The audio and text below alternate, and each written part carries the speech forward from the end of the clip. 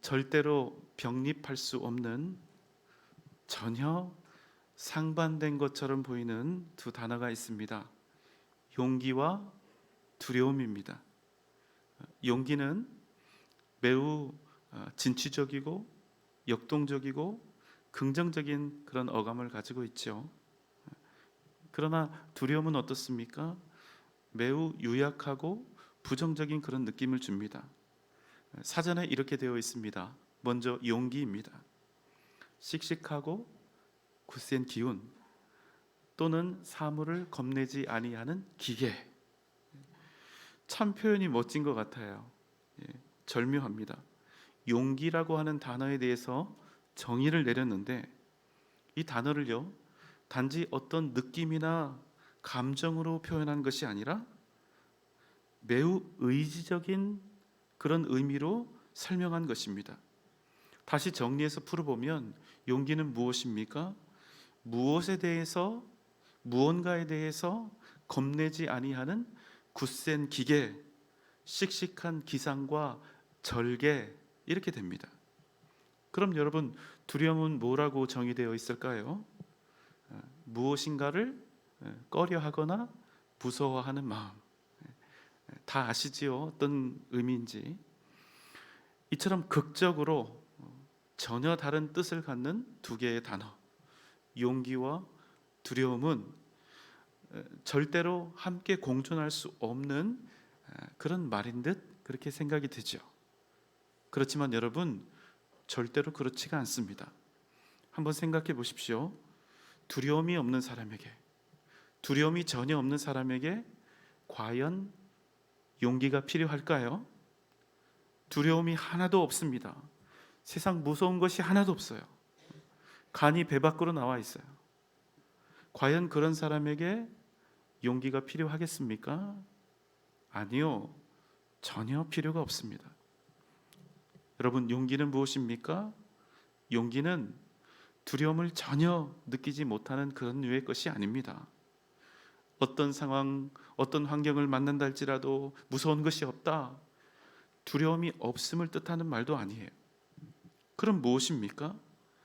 용기는요, 두려움을 느끼지 않는 것이 아니라 그 어떤 두려움 속에서도 감히 두려움의 그 근원을 향해서, 두려움의 이유를 향해서 나아가는 것입니다. 그러니 여러분, 용기는요 절대로 어느 날 갑자기 생겨나는 것이 아닙니다. 두려움과 떼려야 뗄 수 없는 아주 밀접한 관계를 가지고 있습니다. 용기는 무엇입니까? 두려움이라고 하는 이 고통스러운 전제 속에서 피어나는 굳은 의지와 결단인 것입니다. 오늘 우리가 함께 나눌 말씀은 용기에 관한 이야기입니다. 여호수아 10장 3절로 5절입니다. 예루살렘 왕 아도니세덱이 헤브론 왕 호함과 야르뭇 왕 비랍과 라기스 왕 야비야와 에글론 왕 드불에게 보내어 이르되 내게로 올라와 나를 도우라. 우리가 기브온을 치자. 이는 기브온이 여호수아와 이스라엘 자손과 더불어 화친하였음이라 하매 아모리 족속의 5 왕들 곧 예루살렘 왕과 헤브론 왕과 야무룹 왕과 라기스 왕과 에글론 왕이 함께 모여 자기들의 모든 군대를 거느리고 올라와 기브온에 대진하고 싸우니라. 예루살렘 왕 아도니세덱은요 큰 성 기브온이 자신들을 배신하고 이스라엘과 화친했다는 사실 때문에 분노했고 또 두려움에 떨었습니다. 그래서 어떻게 했을까요? 기브온 족속들을 치기 위해서 아모리 족속 4명의 왕에게 동맹을 청한 것입니다. 그래서 총 5개의 나라에서 엄청난 대군이 일어났습니다. 그리고 그 군사가 이제 기브온을 향해서 진격을 합니다. 이 소식을 들은 기브온 사람들이 여호수아에게 사람을 보냅니다. 여호수아 10장 6절 7절입니다. 기브온 사람들이 길갈 진영에 사람을 보내어 여호수아에게 전하되 당신의 종들 돕기를 더디게 하지 마시고 속히 우리에게 올라와 우리를 구하소서. 산지에 거주하는 아모리 사람의 왕들이 다 보여 우리를 치나이다 하매 여호수아가 모든 군사와 용사와 더불어 길갈에서 올라가니라. 기브온 사람들이 여호수아에게 청합니다. 우리를 도우소서. 당신의 종들 돕기를 더디하지 마소서. 속히 우리에게 와서 우리를 구원하소서. 산지에 거주하는 아모리의 왕들이 우리를 치려 하나이다. 이 소식을 들은 여호수아가 이스라엘 군대를 이끌고 기브온으로 나아갑니다. 그런데 여러분, 막상 전세를 보니까 어떻습니까? 적들이 말입니다. 많아도 너무나 많은 거예요. 겁이 납니까? 안 납니까? 겁이 납니다. 이 두려움이 파도처럼 밀려오는 거예요. 그런데 여러분, 참 의아하지 않습니까? 오합지졸에 불과한 이스라엘이요, 지금 이 일 있기 직전에 경험했던 것들이 무엇입니까? 하나님의 말씀대로 순종했더니 모든 전쟁에서 다 이긴 것입니다. 최근에 우리가 말씀 나누었죠. 아간 사건을 제외하고는 이스라엘 백성들이요, 단 한 번도 진 적이 없습니다. 홍해가 갈라지듯 요단강이 갈라졌죠. 마른 땅을 걸어서 가나안으로 입성했습니다. 하나님의 말씀대로 그저 성을 돌기만 했는데 여리고 성이 무너져 버렸죠. 아이성에서 피 튀기는 전쟁을 치렀지만 이스라엘 군사 중 단 한 명도 죽지 않았습니다. 큰 성 기브아 사람들은 스스로 알아서 이스라엘 앞에 항복하고 화친을 청했습니다. 무슨 말씀입니까? 하나님의 은혜로 공짜로 여기까지 온 거예요. 얼마나 이스라엘 백성들이 지금까지 하나님의 큰 능력을 입었는지 우리가 볼 수 있는 것입니다. 하지만 어떻습니까? 막상 또 적들을 만나니까 또 겁이 나고 두려운 것입니다. 은혜 때문에 단 한 번도 실패한 적이 없고 단 한 번도 전쟁에서 진 적이 없었던 이 사람들이요, 또다시 그 현실 앞에서 믿음과 현실을 사이에 두고 또 고통스럽게 번뇌하며 두려움에 빠졌다는 사실입니다. 여러분, 우리가 이런 이스라엘을 생각할 때 어떤 마음이 듭니까? 여러분, 참 바보 같지 않아요? 그렇지만 여러분, 안타깝게도 이것이 우리의 현 주소입니다. 우리도 마찬가지란 얘기예요. 믿음이 좋으면 우리 인생에서 아무런 문제가 없을까요? 그 어떤 고민이나 갈등도 없이 이게 하나님의 뜻이야, 이렇게 믿음의 길을 우리가 그렇게 쉽게 선택할 수 있을까요? 성경 많이 읽고 기도 많이 하고 봉사 많이 하고 예배 잘 드리면 우리 인생에 그 어떤 고민도 없을까요? 아니요, 그렇지 않습니다. 앞에 서 있는 저를 포함해서 그 누구라 할지라도 우리 모두 각자에게 주어진 그 현실 앞에서 날마다 고민하며 갈등하는 거예요. 예외가 없습니다. 아무리 믿음이 좋아 보이는 사람이라 할지라도 이 현실과 믿음 사이에서 끊임없이 갈등하는 것입니다. 여러분, 믿음 생활이 무엇입니까? 믿음으로 산다는 것이 무엇입니까? 그럼에도 불구하고 우리가 그 모든 상황 속에서 하나님의 뜻을 선택하며 우리의 일생을 채워나가는 것, 여러분, 그것이 믿음으로 살아가는 일이죠. 그러니 여러분, 믿음으로 생각하고 믿음으로 고민하고 믿음으로 판단하고 선택하고 믿음으로 행하는 그 모든 일에 있어서 절대로 영적 긴장을 늦추지 마십시오. 우리가 이 긴장을 풀고 여유를 부리는 순간 우리는 세상에서 영적으로 밀리게 되어 있는 것입니다. 우리가 믿음으로 살아간다는 것은 그저 한두 번 어떤 일에서 믿음으로 결단하고 믿음으로 행하면 그냥 끝나는 문제가 아닙니다. 왜 그렇습니까? 우리 인생 전체가 영적 싸움이기 때문에 그래요. 그저 한두 번 싸우면 끝나는 그런 전쟁이 아니라는 것입니다. 우리가 사는 세상이요, 일생 동안 만만치가 않습니다. 그래서 평생을 다하여 믿음으로 고뇌하며 하나님의 뜻을 선택하며 나아가는 그 과정이 바로 우리의 인생이 되는 것입니다. 이스라엘 백성들이 지금 눈앞에 뭐가 보입니까? 또 가서 믿음으로 이겨서 승리해야지 이렇게 하고 나왔는데 막상 메뚜기 떼처럼 셀 수도 없는 적들이요 전열을 갖추고 있는 그 모습을 보니까 심지어는 여호수아의 마음조차도 두려움으로 녹아내리고 있었다는 것입니다. 바로 그때 여호와께서 그에게 말씀하셨습니다. 여호수아 10장 8절입니다. 그때 여호와께서 여호수아에게 이르시되 그들을 두려워하지 말라. 내가 그들을 내 손에 넘겨 주었으니 그들 중에서 한 사람도 너를 당할 자 없으리라 하신지라. 하나님께서 여호수아에게 말씀하셨습니다. 그들을 두려워하지 말라. 내가 그들을 너의 손에 넘겨 주었으니 그들 중에서 단 한 사람도 너를 당할 자가 없으리라. 하나님께서는 여호수아에게 그 이방 민족들을 두려워하지 말라 하시지요. 왜요? 하나님께서 그 족속들을 여호수아에게 넘겨주셨기 때문입니다. 여러분, 여기서 넘겨주신다는 그 말씀의 의미는 무엇일까요? 넘겨주신다는 이 말씀은요, 단지 내가 너희에게 그 무리들을 넘겨주었다, 그러니까 이 전쟁 너희들이 무조건 이긴다, 걱정만 하지 말고 그들에게 들어가라, 싸워라, 단순히 이런 의미가 아닙니다. 그럼 무엇입니까? 지금 넘겨주셨다는 이 말씀은요, 철저히 이스라엘의 정체성과 관련이 있습니다. 무슨 말입니까? 이스라엘, 과연 그들이 누구이기에, 그 사람들이 누구이기에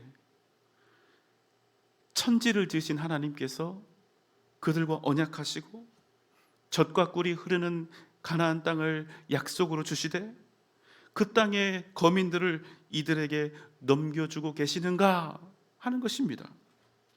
여러분, 그 이유가 무엇입니까? 그것은요, 이스라엘 백성들이 하나님의 사람들이요 하나님의 자녀들인 것을 증명하는 것입니다. 그들이 누구인가를 말해주는 거예요. 여러분, 기억하십시오. 우리가 하나님의 백성, 하나님의 자녀가 되었다는 말씀의 의미는 무엇입니까? 그냥 너희들의 존재가 그렇게 되었다, 너희들의 신분이 그렇다, 이런 말씀이 아닙니다. 이 세상 모든 만물의 유일한 주권자이신 하나님께서 우리를 하나님 당신의 자녀로 삼으셨다는 그 말씀의 의미는 당신의 자녀인 우리에게 이미 이 세상을 넘겨주셨다, 바로 이런 말씀인 것입니다. 이것이 영원한 주권자의 통치자이신 하나님, 그 하나님의 자녀된 우리에게 주어진 가장 기본적인 권리요 권세라는 사실입니다. 그렇게 여러분, 만약 우리가 하나님의 뜻 안에 온전히 믿음으로 서 있다면 우리 인생에는 절대로 두려울 것이 없습니다. 왜입니까? 하나님께서 이미 우리에게 이 세상을 넘겨주셨기 때문입니다. 그래서 우리는 이 믿음 때문에 세상을 향해 담대히 나아가는 것입니다. 여러분, 세상이 별거 아니라는 그런 말씀 아닙니다. 세상이 겁나지 않는다는 그런 말씀 아니에요. 세상이 두렵지 않다거나 쉽다는 얘기가 아닙니다. 세상은 여전히 무섭고 대단하죠. 하지만 하나님께서 우리를 당신의 백성 삼으시고 우리에게 이 세상을 넘겨주신 이상, 이 세상은요 더 이상 우리에게 두려움의 대상이 아니요, 우리가 반드시 믿음으로 차지해야 할 우리의 가나안, 우리의 영토가 된다는 사실입니다. 이 믿음이 세상 속에서 살아가고 있는 우리에게 진정한 용기를 주는 것입니다. 이 시점에서 우리가 반드시 구별해야 할 말이 또 하나 있습니다. 바로 객기입니다. 여러분, 용기와 객기의 차이는 무엇일까요? 겉으로 보면 똑같습니다. 구별이 잘 되지 않아요. 용기 있는 사람도 객기를 부리는 사람도 모두 다 보통 사람 눈에 보면 무모하게 보입니다. 제정신이 아닌 사람처럼 보이는 거예요. 여러분, 용기와 객기, 그러나 이 둘의 가장 큰 차이가 있습니다. 무엇일까요? 용기와 객기는 그 시작되는 근본이 다릅니다. 무엇이 다릅니까? 둘 다 무모하고 어리석게 보입니다. 둘 다 높은 실패의 가능성을 갖고 있습니다. 그러나 달라요. 뭐가 다릅니까? 소년 다윗이 불패의 장수 골리앗을 향해서 달려갑니다. 그 소년 다윗에게 어떤 신체에 출중한 조건이나 대단한 무기가 있었습니까? 없었지요. 그의 손에 들려진 것은 다만 무엇이었습니까? 물맷돌 5개가 답니다. 여러분, 다윗이 골리앗을 이길 수 있습니까? 없습니까? 지금 마음속으로 다윗이 골리앗을 이길 수 있다고 답하신 분들은 이미 우리가 그 결과를 잘 알고 있기 때문이겠죠.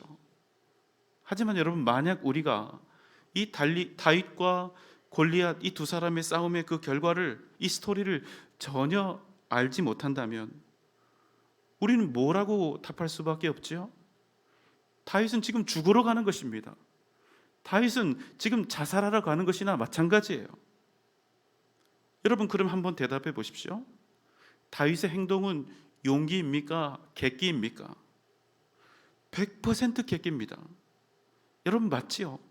객관적으로나 이성적으로 생각할 때 객기가 맞습니다. 하지만 여러분, 다윗의 행동은 절대로 객기가 아닙니다. 성경에서는 다윗의 행동을 용기라고 말씀해요.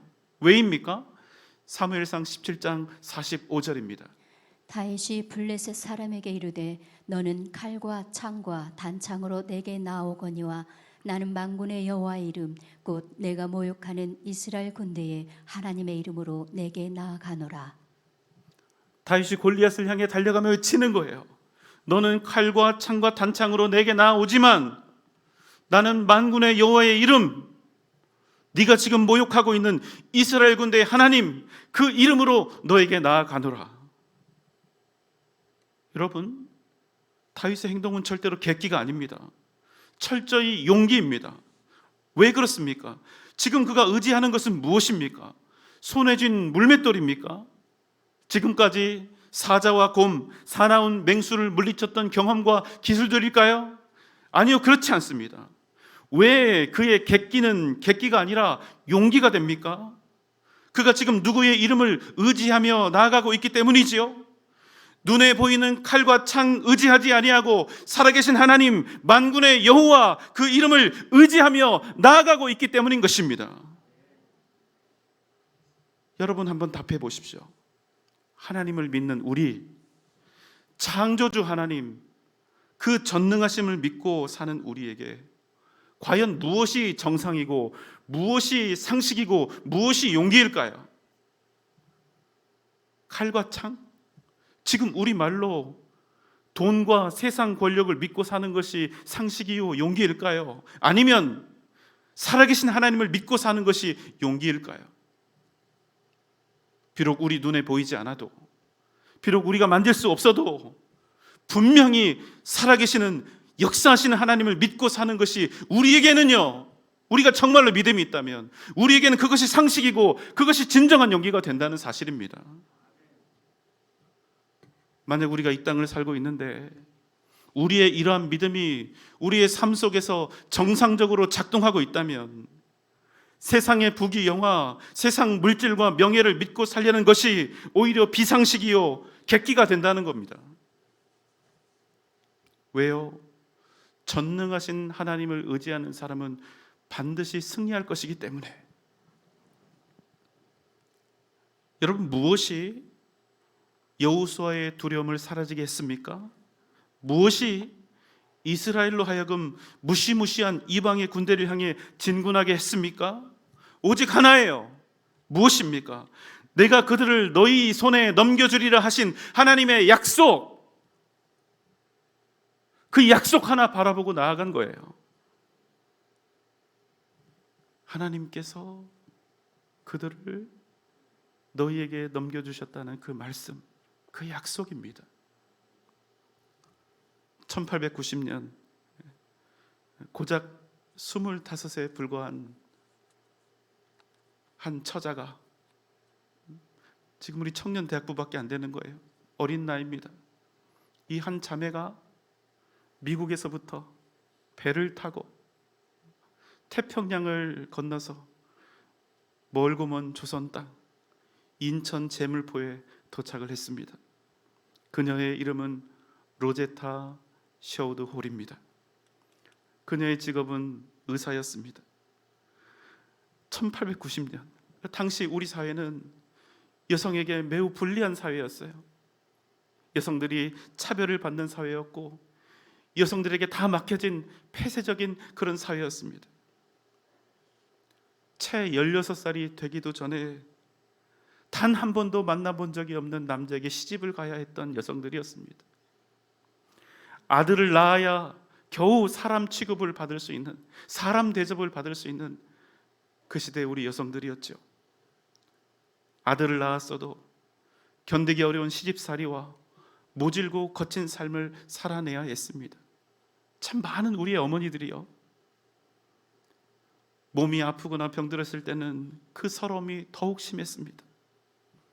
특별히 큰 병에 걸려서 수술을 해야 하거나 여성으로서 산부인과 쪽에 병이 들었을 때는 많은 여성들이 진료도 제대로 받지 못하고 치료도 받지 못하고 죽어갔습니다. 요즘에야 그렇지 않지만 그때 우리 여성들은 이런 마음으로 살았죠. 내가 남자 의사에게 내 몸을 보이느니 차라리 내가 죽겠다. 여러분, 이런 심정으로 우리 어머니들이 살던 그런 시대가 아니었습니까? 그런 시대에 말이죠, 조선 최초의 여의사가 나타난 것입니다. 누굽니까? 로제타 셔우드 홀입니다. 그녀는 은둔의 땅, 이 땅에 있는 이 조선의 여성들에게 빛이 되어준 의료 선교사였습니다. 그녀가 10개월 동안 무려 2,400명이 넘는 환자들을 진료했고 6,000건이 넘는 처방전을 썼습니다. 모든 모든 수술을 간호사나 약제사 없이 홀로 다 감당했습니다. 그녀가 미국을 떠나기 전에, 그러니까 조선에 오기 전에 약혼한 남자가 있었는데요, 그 사람의 이름은 제임스 홀입니다. 이 제임스 홀 역시 로제타 홀이 조선에 오고 나서 1년 2개월 후에 그 역시도 선교사가 되어서 조선에 옵니다. 그리고 1892년 그들은 이 조선 땅에서 결혼식을 올리지요. 그런데 첫째를 낳고 이 첫째 아들이 고작 1살이 되었을 때, 그리고 뱃속에는 둘째를 임신하고 있었는데 남편 제임스 홀이 세상을 떠납니다. 환자를 진료하고 치료하다가 발진 티푸스에 걸린 거예요. 감염된 것입니다. 결혼 후 겨우 2년 만에 일어난 일이었습니다.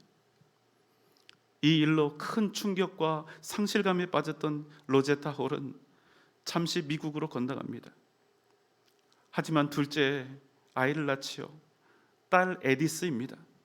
이 딸을 출산한 후에 그녀는 다시 두 아이를 양쪽 손에 하나씩 붙잡고 남편의 생명을 삼켜버렸던 땅 조선으로 다시 돌아옵니다. 다시 조선에 돌아온 로제타는 이번에는 평양에서 환자들을 돌보게 되었는데, 그러나 곧 그녀는 일기장에 이런 내용을 기록하게 됩니다. 에디스는 마당에서 흰 민들레 꽃을 한 줌 따들고 섬광같이 빨리 집안을 뛰어다녔다. 우리들은 말할 수 없이 행복했다. 그러나 우리들의 행복은 잠깐이었다. 세 사람이 모두 이질에 걸렸다. 에디스가 가장 심했다. 여러분, 어떻게 되었을까요? 로제타 홀은 3년 4개월 된 딸을 또 천국으로 떠나보내야 했습니다. 여러분, 그 딸을 잃은 상실감이 얼마나 컸던지요. 기록을 살펴보면 이 딸이 죽은 후에도 이 딸에 대한 육아 일기를 무려 2년을 더 썼다고 해요. 그 슬픔이 얼마나 컸을까요?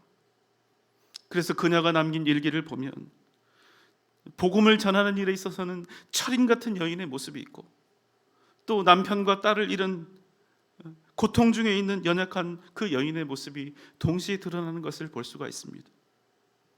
그런데 여러분, 놀라운 사실은 무엇입니까? 그럼에도 불구하고 그녀가 이 조선 땅을 떠나지 않았다는 것입니다.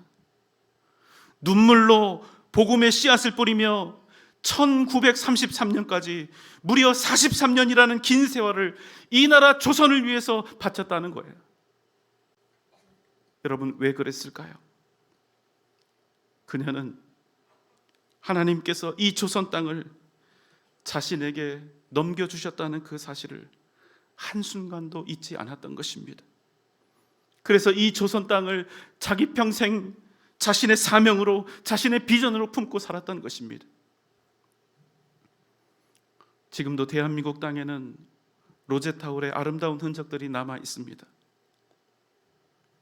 이화여자대학병원, 인천기독병원, 고려대학교 의과대학입니다.